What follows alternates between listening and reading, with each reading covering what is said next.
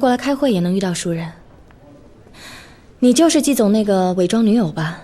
那时候是，但现在不是了。我现在是他的女朋友，我叫7年。你姓戚？你老家是不是在泉城啊？你怎么知道？难怪他会选你，他为了这项目也真是够拼的。林小姐，你把话说清楚一点。你问我，难道你自己就没有发现什么不对吗？你到底什么意思？我一直知道季言。